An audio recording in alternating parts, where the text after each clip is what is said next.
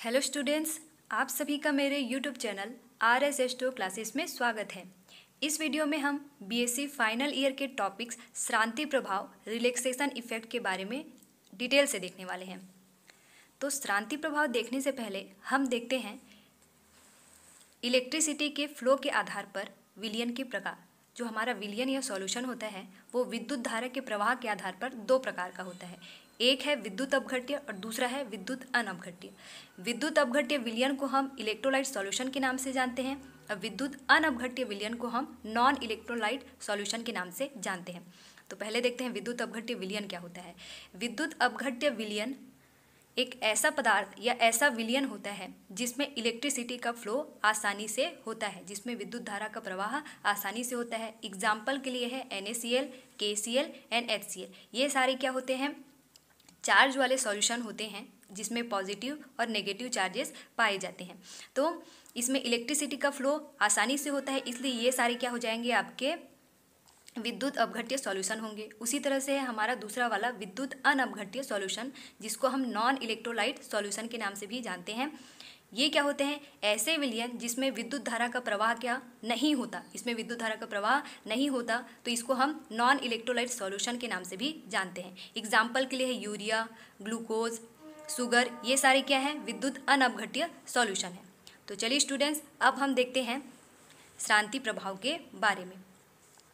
तो किसी विद्युत अपघट्य विलयन में प्रत्येक पॉजिटिव और नेगेटिव आयंस के बीच इलेक्ट्रिसिटी या इलेक्ट्रिक फोर्स इसमें पाया जाता है, जिसके कारण प्रत्येक पॉजिटिव आयन नेगेटिव आयन से और प्रत्येक नेगेटिव आयंस पॉजिटिव आयन से घिरे रहते हैं। और इन्हीं घेरे को हम क्या कहते हैं, आयनिक एटमॉस्फेयर या आयनिक परिमंडल कहते हैं। एग्जाम्पल के लिए यह है डायग्राम, जिसमें प्रत्येक पॉजिटिव आयन नेगेटिव आयन से और प्रत्येक नेगेटिव आयन पॉजिटिव आयन से घिरा है। यह है हमारा आयनिक एटमॉस्फेयर। जब इस विद्युत अपघट्य विलयन में हम क्या डालते हैं, इलेक्ट्रिसिटी डालते हैं। इलेक्ट्रिसिटी के रूप में हम इलेक्ट्रोड लेते हैं, एक पॉजिटिव वाला और नेगेटिव वाला। तो जैसे इस विद्युत अपघट्य विलयन में हम इलेक्ट्रिसिटी के रूप में इलेक्ट्रोड डालते हैं, तो क्या होता है, नेगेटिव आयंस अपने आयनिक परिमंडल को तोड़ करके पॉजिटिव चार्ज वाले इलेक्ट्रोड की ओर चले जाते हैं। उसी तरह से सेम पॉजिटिव आयन अपने आयनिक परिमंडल को छोड़ करके नेगेटिव चार्ज वाले इलेक्ट्रोड की ओर चले जाते हैं। तो इसको हम डायग्राम से अच्छे से समझेंगे।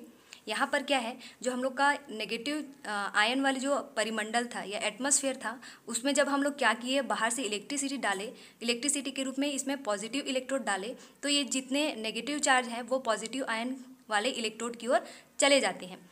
और साथ ही जो हमारे यहाँ पॉजिटिव चार्ज वाले जो आयनिक परिमंडल है वो उस नेगेटिव इलेक्ट्रोड की ओर चले जाते हैं। इसी कारण जो इनका परिमंडल है वो टूट जाता है।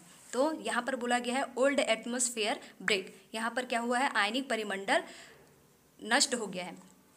उसी तरह से है यहाँ पर, जैसे ही ये अपने पुराने परिमंडल को तोड़ते हैं या ओल्ड एटमॉस्फेयर को ब्रेक करते हैं, तो यहाँ पर इलेक्ट्रोड के चारों एक नए परिमंडल का फॉर्मेशन होता है। यहाँ भी एक नए परिमंडल का फॉर्मेशन होगा और यहाँ पर भी एक नए परिमंडल का फॉर्मेशन होगा।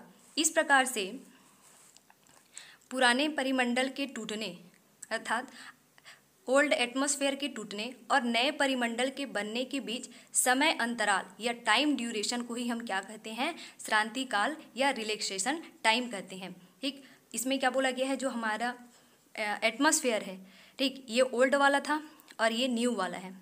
ओल्ड वाले में ब्रेक हो रहा है, न्यू वाले में फॉर्म हो रहा है। तो पुराने परिमंडल के टूटने और नए परिमंडल के बनने के बीच का जो समय अंतराल होता है, उनके बीच का जो समय अंतराल होता है या टाइम ड्यूरेशन होता है, उसी को हम शांति काल के नाम से जानते हैं, रिलैक्सेशन टाइम के नाम से जानते हैं। और इसी प्रभाव को हम श्रांति प्रभाव या रिलैक्सेशन इफेक्ट के नाम से भी जानते हैं। तो चलिए स्टूडेंट्स, आज की वीडियो में हम लोगों ने बीएससी फाइनल ईयर के श्रांति प्रभाव वाले टॉपिक्स के बारे में डिस्कस किया।